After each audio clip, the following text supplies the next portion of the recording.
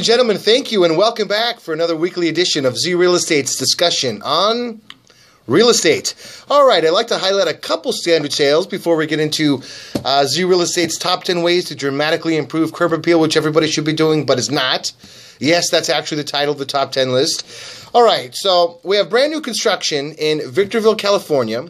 The address is 16079 Molino. This house is so new, the address is literally printed on a piece of plywood on the side of the house because it hasn't had an opportunity to actually be put on in any sort of a permanent fashion yet.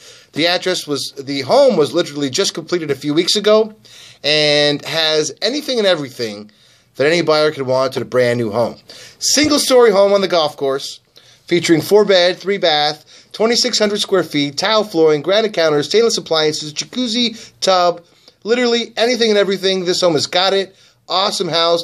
Currently listed at $309,900, offering 3% commission.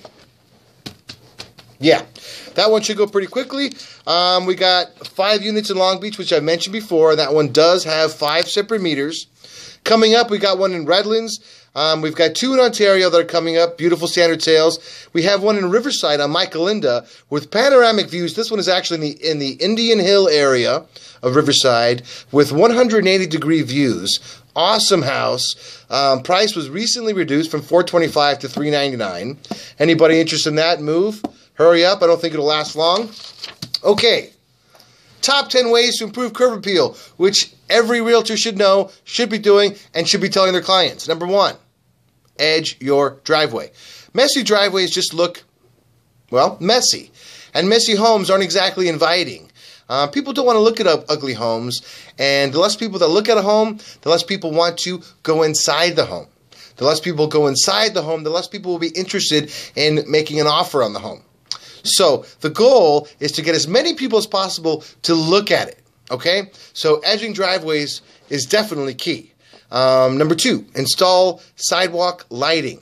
Now, that actually takes the term ambiance to a new level, and I would highly recommend that, particularly among homes that can't pull their own weight in the curb appeal department.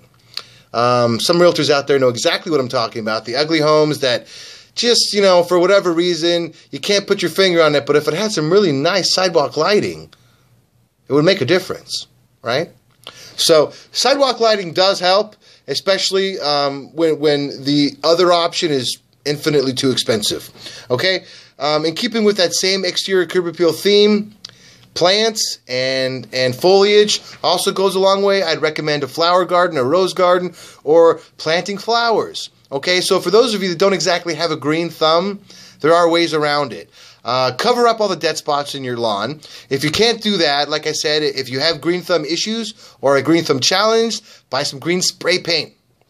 Whatever it takes, guys, get the grass green, make it look good. Artificial turf, by the way, nothing wrong with that. Artificial turf is some of the best turf out there. And surprisingly, tends to be, at least in my opinion, a little bit more averse to dog crap than regular turf. Why, I don't know. But my dogs won't go on the artificial kind. Okay, new garage door. Now, that can be a little pricey. Upwards of maybe $1,000 for a good one, maybe $500 for a cheap one. I'd recommend going for the good one. And the garage door really is the face of the house. So a good garage door just makes so much of a difference, especially if it's one of those nice insulated ones with windows on it that everybody likes. I'd recommend getting a new garage door. And like I said, at the high end, we're talking about $1,000. So not that much money, folks. All right, number 6, upgrading the hardware. What do I mean by the hardware? The nuts, the bolts, the locks, the screws, specifically the door handles, exterior lighting. If you have a light and the light is constructed in some sort of rusty metal fashion, get a new one. If you got old, crappy-looking metal on the handrails or on the knobs of the house for the door, upgrade it. Get new ones. This stuff really isn't that expensive, and you'd be surprised by how much better your home will look with something so cheap, okay? In keeping with the same theme, mailbox. Not that expensive for a new one. Now, a crappy one, however, on a new house just looks strange. And I'm sure everybody has seen those really nice, beautiful houses with really ugly mailboxes. And you think, why don't you get a new mailbox? Exactly. Don't be that guy. And worse, don't let your client be that guy. So for realtors out there, tell your client, get a new mailbox. It's very important. Okay? Paint the front door.